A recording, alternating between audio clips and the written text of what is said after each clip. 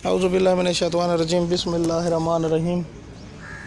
आज का हमारा लेक्चर है स्ट्रक्चर ऑफ किडनी से मुतल्लिक। गुर्दे की साख्त हम देखेंगे और एक एक इसकी चीज़ को हम तफसील से बताते जाएंगे और साथ डायग्राम पे आपने गौर करना है, जिस पे मैंने फोकस करने की कोशिश की है। डायग्राम डालिए ताकि आपको पता चले। सामने आपको गुर्दा दिखाया गया है, ये डायग्राम मैंने लिए। आप गुर्दे की इधर से रंगत का अंदाज़ा कर सकते हैं। सबसे पहली हेडिंग जो देंगे आप आर्टिकल में वो है कलर। कलर देखें, गहरा सुर्ख रंग का गुर्दे का कलर होता है। डायग्राम में आपको वाज़े तौर पर गुर्दा है, ये इंतहाई बेहतरीन डायग्राम थी जो मैंने ली है। देखें, गुर्दा इंतहाई या गहरे सुर्ख रंग का होता है। सबसे पहले हेडिंग जो है कलर की देंगे, बताएंगे गुर्दे की कलर गहरे सुर्ख रंग का होता है। नेक्स्ट अब दूसरा आपने हेडिंग देनी है शेप की। दूसरी हेडिंग में आपको गुर्दे की शेप दिखाई गई है। देखें, ये लोबिया के बीज के साथ मिलती जुलती इसकी शेप है। तो लोबिया के बीज जो है अक्सर आप लोगों का पाला पड़ा होगा, जो आपने देखे होंगे। शेप के अंदर आप बताएंगे कि गुर्दे की शक्ल शेप लोबिया के बीज की तरह की होती है। उसके बाद उसकी बताई गई है गुर्दे का साइज़ को 10 सेंटीमीटर ये लंबा होता है, 5 सेंटीमीटर चौड़ा होता है और 4 सेंटीमीटर हर गुर्दा जो है वो मोटा होता है। पहली हेडिंग कलर की, दूसरी हेडिंग शेप की, तीसरी हेडिंग आप देंगे उसके साइज़ की। 10 सेंटीमीटर लंबा, 5 सेंटीमीटर चौड़ा और 4 सेंटीमीटर मोटा। उसके बाद नेक्स्ट बेटा आप हेडिंग देंगे उसके वेट की। हर गुर्दे का जो वज़न है वो तकरीबन 120 ग्राम के लगभग होता है। इसके बाद आप हेडिंग देंगे प्रोटेक्शन की, यानी गुर्दा हमारे जिस्म के अंदर डायफ्राम से नीचे एब्डोमिनल कैविटी के अंदर 2 गुर्दे मौजूद होते हैं। अब ये आपको सामने डायग्राम में दिखाया गया, आप इस चीज़ को गौर से देखेंगे। एब्डोमिनल कैविटी में ये मौजूद हैं और डायफ्राम से नीचे।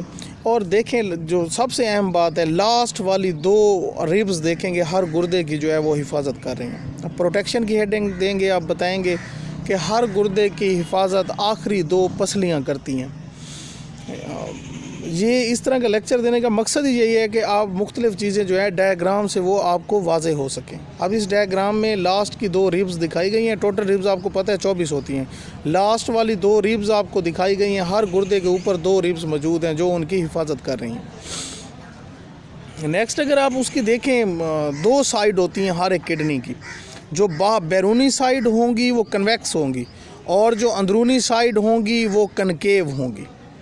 उसके बाद अगर अब हमने देखी गुर्दे की दोनों साइड देखी। बैरूनी साइड जो है वो कन्वेक्स और अंदर वाली साइड कनकेव शेप होती है।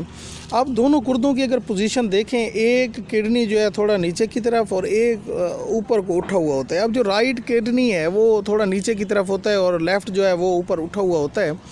इनकी ये पोजीशन इस वजह से है कि राइट साइड पे लीवर की मौजूदगी। एक लीवर तकरीबन फुटबॉल का साइज़ होता है एक लीवर का, इस वजह से वो एक किडनी को थोड़ा नीचे की तरफ राइट साइड पे जो है उसको दबा देता है।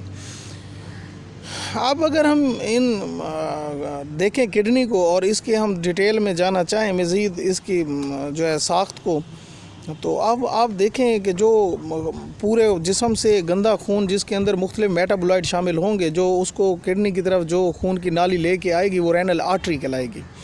और साफ़ होने के बाद जो ब्लड वापस जाएगा फिर पूरे जिस्म को, और जो खून की नाली उस साफ़ खून को वापस लेके जाएगी, यानी मेटाबोलाइट से साफ़ करके वो कराएगी रेनल वेन।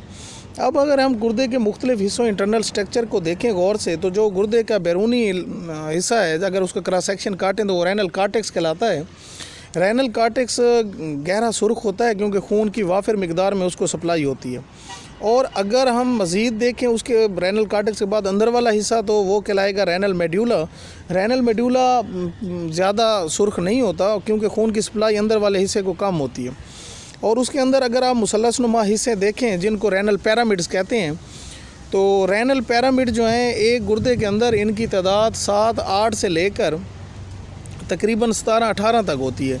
ये डिपेंड करता है उम्र पर, और उम्र के अलावा ये रेनल पैरामिड की तादाद डिपेंड करती है बॉडी साइज़ पर, कि जिसकी बॉडी है उस बंदा जो है वो कितना कदावर है, उसके लिहाज से उसकी बॉडी कितनी है। अब उसके अलावा रेनल पैरामिड्स के अलावा गुर्दे के दरमियान में वो जगह जहाँ रेनल आर्टरी दाखिल होती है और रेनल वेन वहाँ से निकलती है, वो जगह हाइलेस कहलाती है।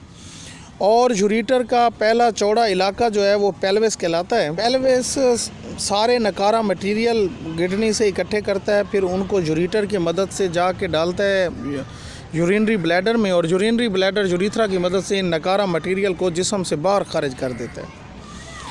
और अगर हम ये अब पूरा स्ट्रक्चर है जो हमने डिस्कस किया है पहले, यूरेटर और यूरिनरी ब्लैडर और यूरिथ्रा को, ये हमने पहले ये 3 स्ट्रक्चर जो हैं हम पहले इनका पढ़ चुके हैं। यूरिनरी सिस्टम या एक्सक्रीटरी सिस्टम के अंदर हम इन 3 स्ट्रक्चर की वजाहत पढ़ चुके हैं।